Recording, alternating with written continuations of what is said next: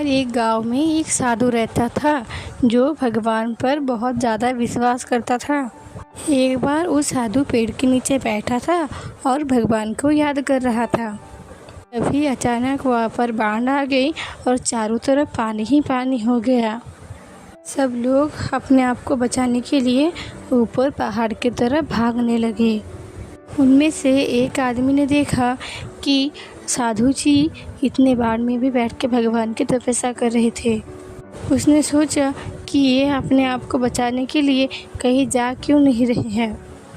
उसने साधु को बोला, अरे आप कहीं जा क्यों नहीं रहे हो, आप भी मेरे साथ ऊपर पहाड़ की तरफ चलिए, नहीं तो आप डूब जाएंगे। साधु ने बोला, अरे मुझे क्या होगा, मैं भगवान की इतनी तपस्या करता हूँ, मुझे कुछ नहीं होगा, मुझे भगवान अपने आप बचाएगा। धीरे धीरे पानी साधु के कमर तक आ गया।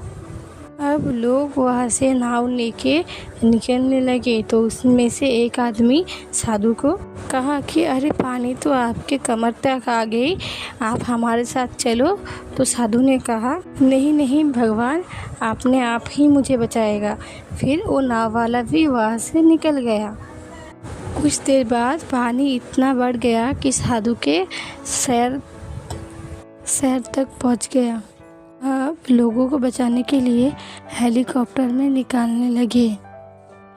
एक हेलीकॉप्टर साधु के पास आया जो कि आखिरी हेलीकॉप्टर था।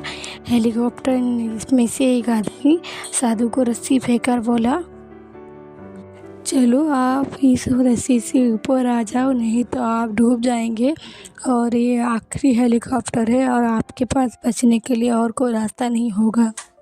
साधु ने कहा, ये रस्सी आप ऊपर खींच लो और आप यहाँ से चले जाओ, मुझे भगवान के ऊपर पूरा भरोसा है और मुझे बचा लेंगे।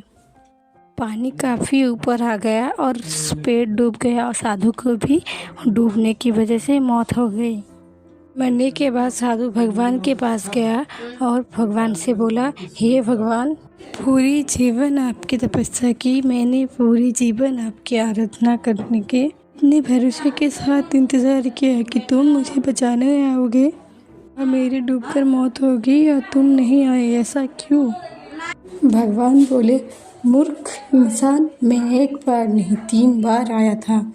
मैंने पहले चल के, फिर नाव पे और तीसरा हेलीकॉप्टर पे आया, लेकिन तुमने मुझे एक भी बार पहचान ही नहीं पाया। पता नहीं किसका इंतज़ार कर रहे थे। इस तरह ऊपर वाला हम सबको बहुत प्यार मौका देता है, पर पता नहीं उसको ठुकरा कर हम किसका इंतज़ार करते रहते हैं और उस बात पे अड़े रहने से एक बात के बाद वो मौका निकल जाता है, हम कुछ नहीं कर पाते।